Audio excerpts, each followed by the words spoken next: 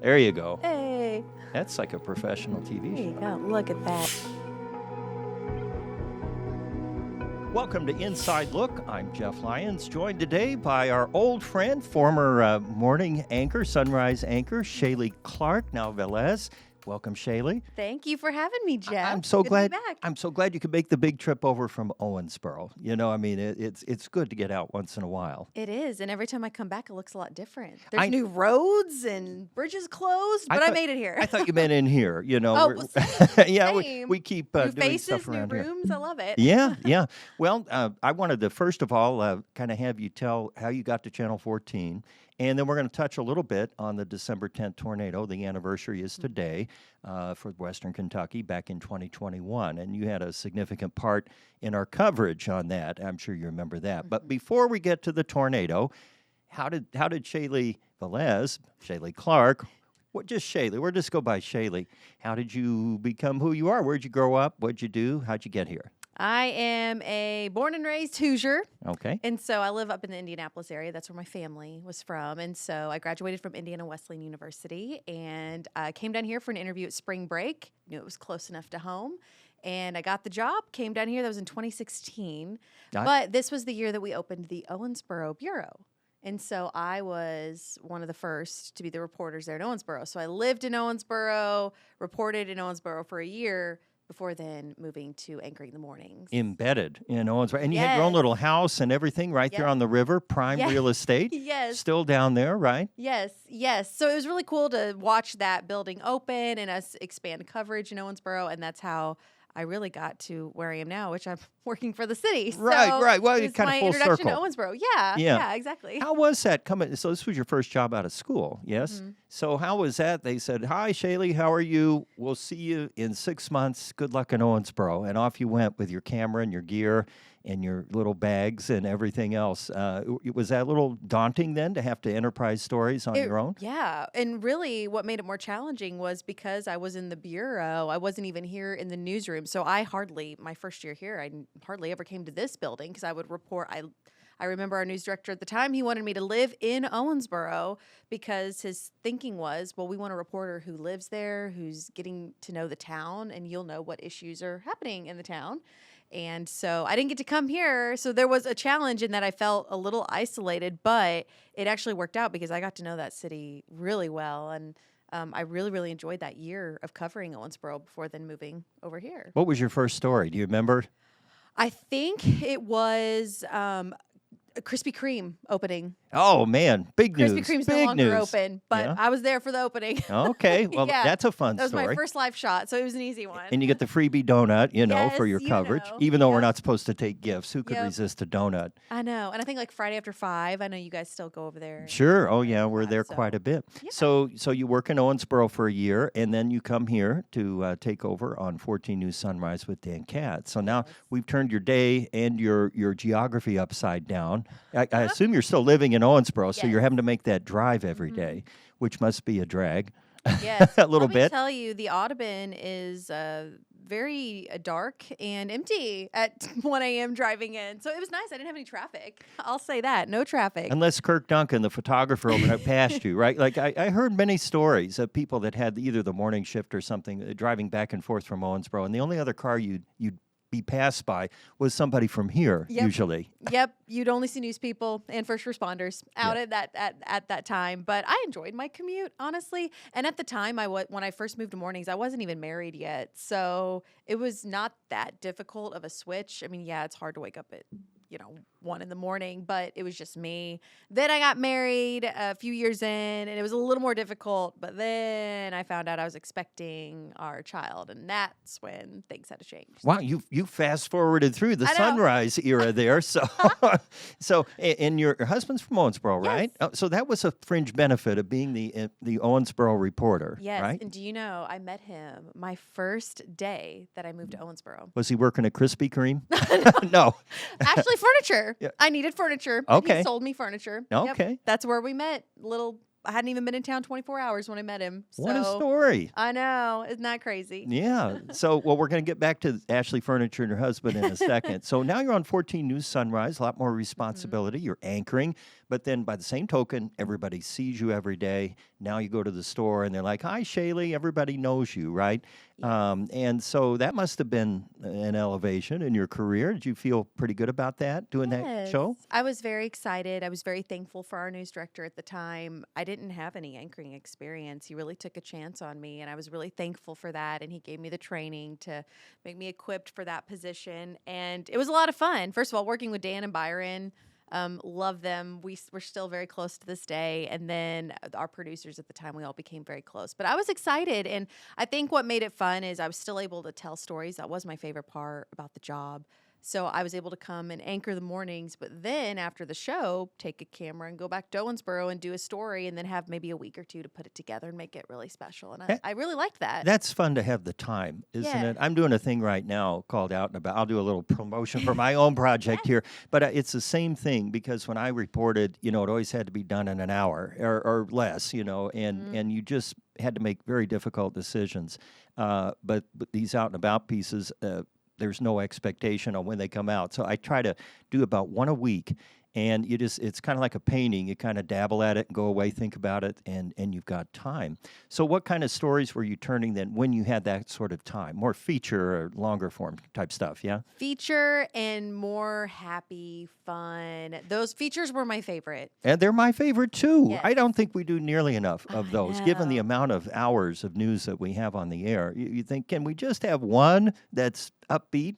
Yes, and that's the nice thing about when you're anchoring, so you don't have to day turn a story. So after the show, here I have some hours, and if I saw something really neat, a really good story, Yeah. I would go tell it. One of my favorites was I did a story with this pastor in Owensboro. He was from Myanmar, and he had come to the States to get his education, was going to bring his wife and daughter over. Well, COVID hit, and they got stuck in Myanmar, and they were separated for 3 years. Then the war broke out in Myanmar. They couldn't get over here.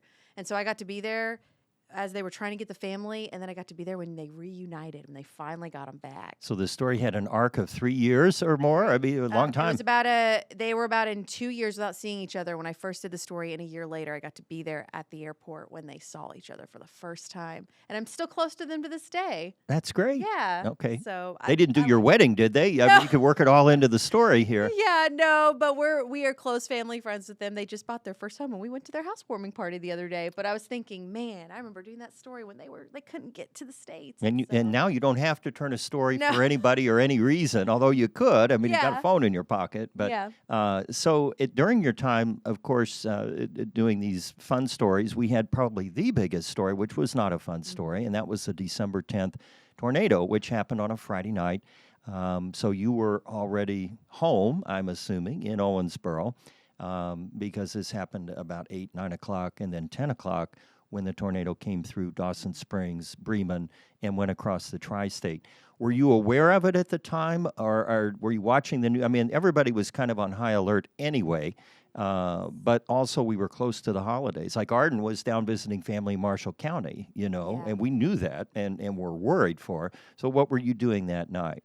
Well, one, we had just got home because our church does their big Christmas musical every year. And so that was night one. So we had got home and I was watching you and Byron. And, for people that aren't in newsrooms, news is 24/7. You have your phone on you constantly. You're looking at emails coming in. You're keeping up with the news alerts. And that was standard. So, of course, I got home and I was watching you all. And I was on Facebook looking to see what people were saying. And so I was in the emails like, hey, people are saying Dawson Springs is gone. People are saying Bremen's bad. And I remember sending those in. And but one thing that stands out when I really knew it was serious before I really started looking on Facebook was you and Byron aren't ones to get very, you're not going to be dramatic, right? You're not going to overdo it. But when you stopped, when it was getting ready to hit Dawson Springs and you went, I've never seen this before. And we hadn't. Nothing like that. Yes. I looked at my husband and went, oh, this is serious. Jeff, just the way you just stopped and went, I've never seen this before. That's when I was like, oh boy. And so I texted our news director and said, I'm free tomorrow. Tell me where you need me to go.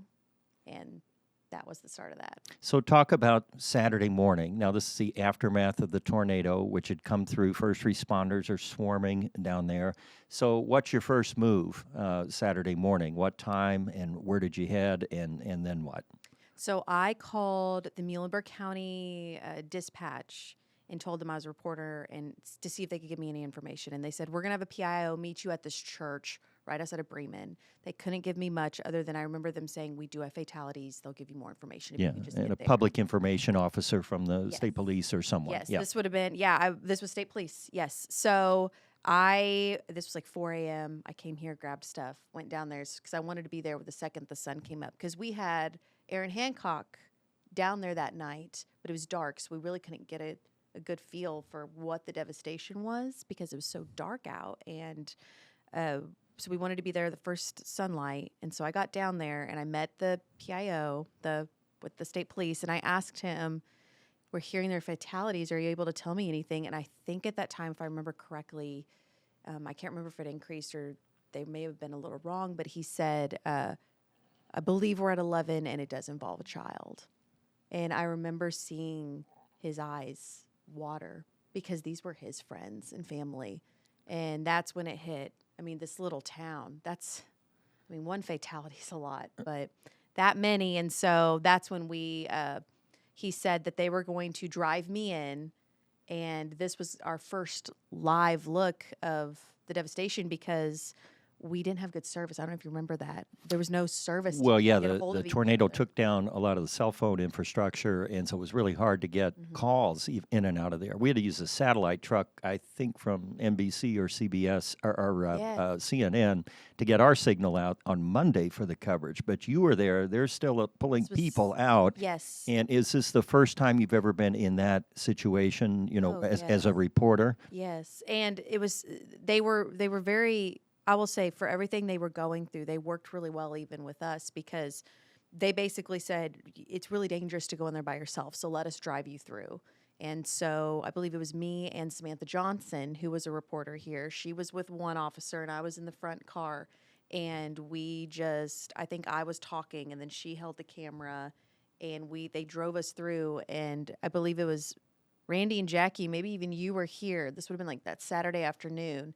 And that was when we were seeing everything of how bad Bremen was. And it was just really sad. I remember it's Christmas, so you saw Christmas decorations and trees out. And I always think of the smell. It smells, it's wet, kind of moldy, and it's a strange that I've only really experienced around storm damage. When you knock a house or slice it in half and carpet gets wet and things, there's kind of that lingering smell. And then just that awful, awful feeling, someone died here or many people were injured or somebody lost their home. So how do you compartmentalize that and then tell that story? Because they were huge stories and the little stories were big story. All of them were.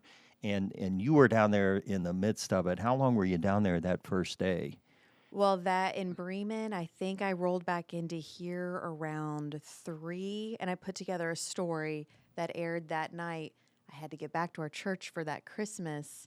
Oh, for the music thing. Here I was just in that devastation, and I had to turn around and be in this production. And I remember just sitting there like, this is not, like my head could not get into that space. But I just remember, and you mentioned what you see, what you smell. I just remember the sound of chainsaws and just people just sad, but also coming together to help one another. And it's one of those things I'll never forget that day because it was just so hard to see what these families were going through, and especially when it involves children. That's what's hard. And it's hard not to feel invasive. I mean, we're with the media. We've got our camera. We've got our lights. We're trying to tell other people what's going on, hopefully in an empathetic way. And yet you're still intruding, no matter how you slice it. And to me, it's kind of like barging in on a church service. I find that I'm very quiet and don't say anything unless, spoken to. I mean, what do you say to someone, It's so hard to really, find the right word when you're trying to do a job, I guess is what I'm getting at. How do you get in there, talk to folks, not intrude too much, and then, do your thing. So that must have been a tremendous learning curve for you, for all of us. I mean, it always is. I think just putting down the reporter hat and being a human and realizing, when you need to back off, but you also know when this community needs help. How do people know to help them? How do people across the country know to send aid? it's because of the images that we're showing. And so I kept had to remind myself that. And I remember there was one day I was down there with a reporter and we were doing a Facebook Live and people are like, why are you showing this? And that's what we said. We're showing this so that people will send aid to these communities. And boy, did we see aid. I mean, every corner of the country was sending clothes and food and money. And Yeah. so I mean, that's why. these disasters, you know, you always see the worst and the best in people sometimes in the space of an hour or two. You know, you have this horrible, storm. And then within the hour, you got neighbors in there and people helping out. So Yes. after you did that, I'm sorry, I didn't mean to interrupt. You go right ahead. You were probably going to make a much better point than I was. No, I was going to say, so I did Bremen Saturday, and then I was back in Dawson Springs on Thursday for when the president visited, President Joe Biden at the time.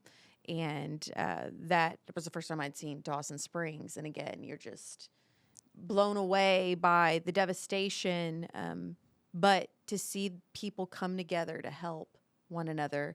If I remember correctly, it was a Thursday when he visited. I think it was going to rain the next day. And this was like the last day they had to gather their things before it was just going to rain and rain for many days. And so Right. everyone was out and trying to help one another, and those things stick with you. Yeah.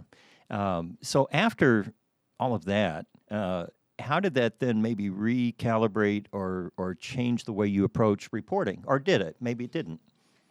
No, it did. Honestly, it really did. I feel so selfish talking about it because in no way do I want to make that about me, right? No, of course, But- it's not about us. But Yeah. on the other hand, people, especially people who are listening to this podcast, are curious. I think about, well, how Yeah. do we do our thing? You know, and I get what you mean, and believe me, you're not coming off that way. You're all right.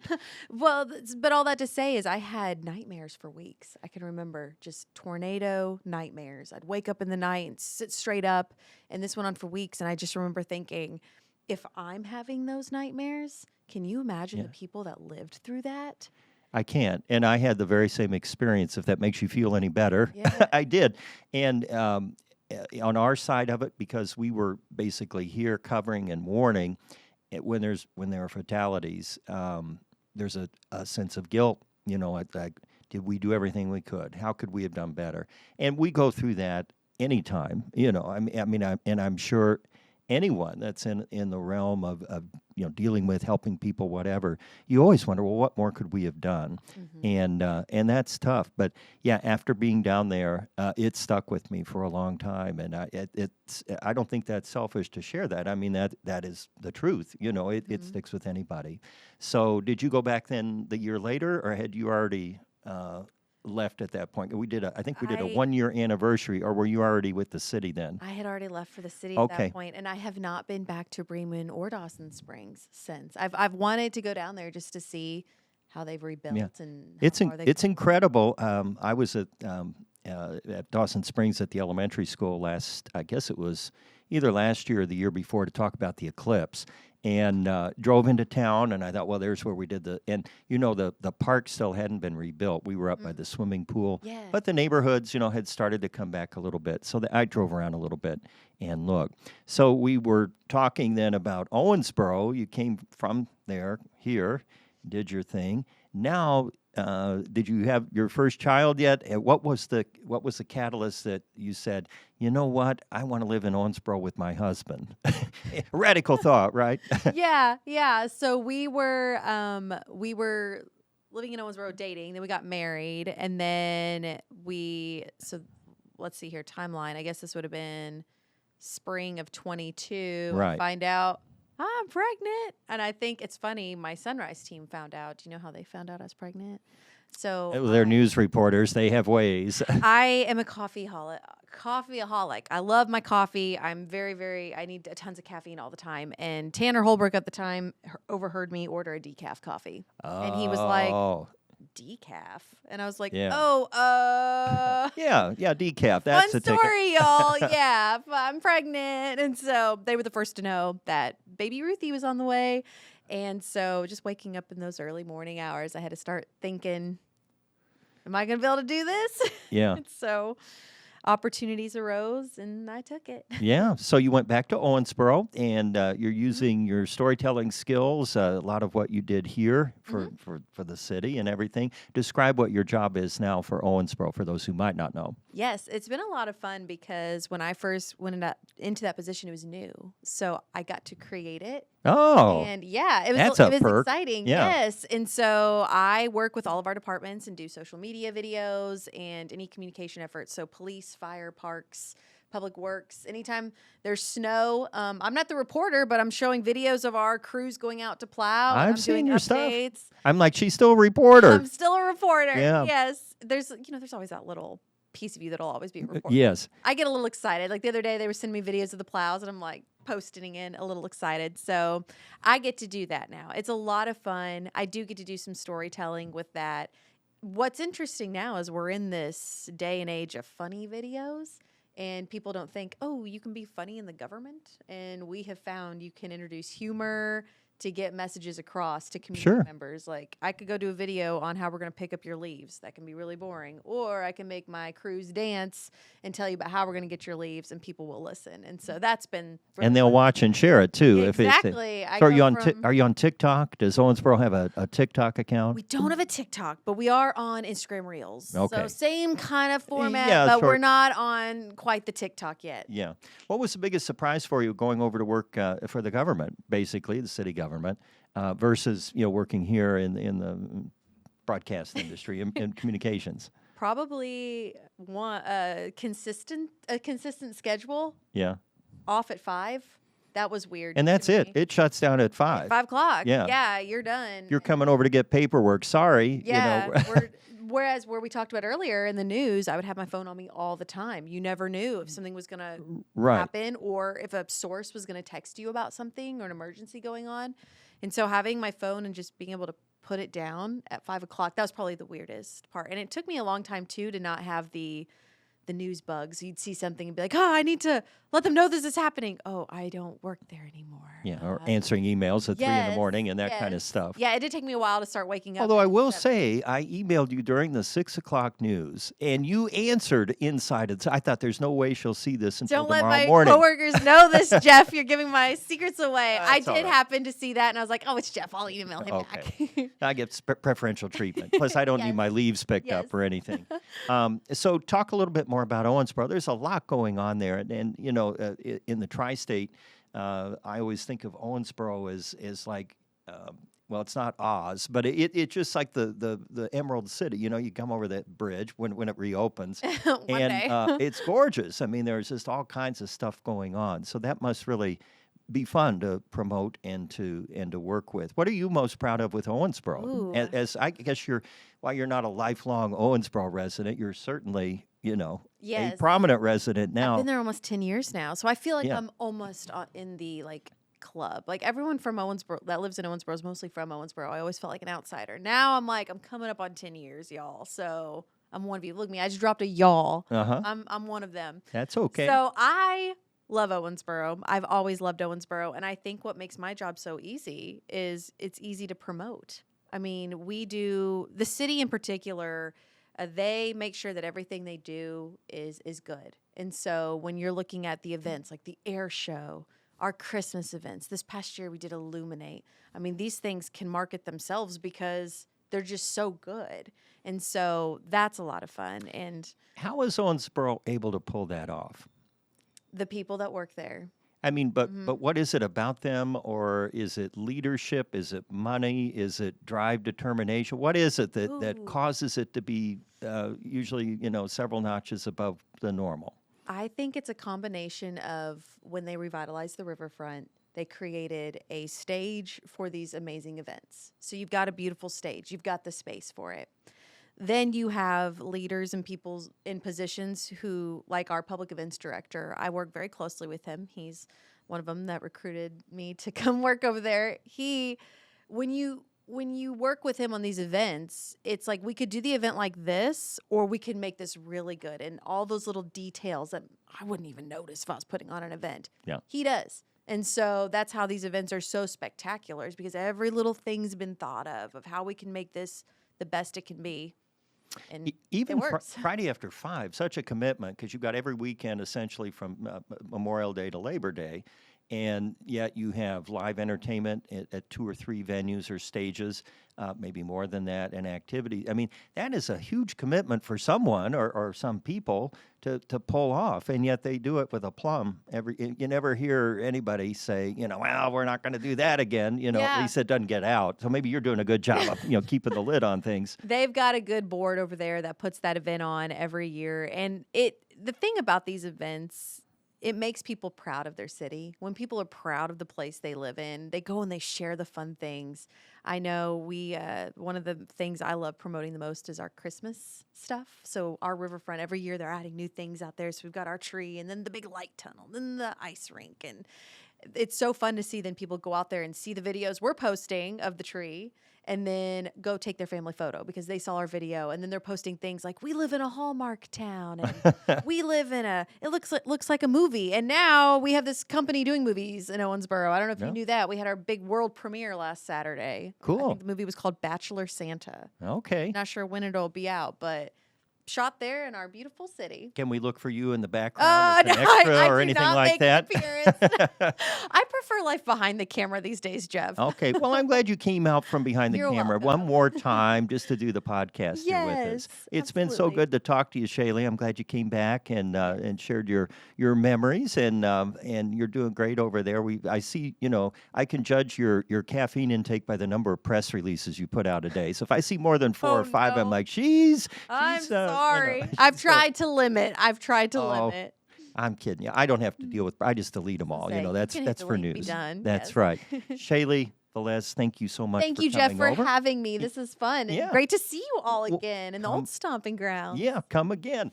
If you'd like to see all of our podcasts, you can do that wherever you listen to or get your podcasts. You can also watch on the 14 News YouTube channel. With Shaelie Velez, I'm Jeff Lyons. Thanks for joining Inside Look.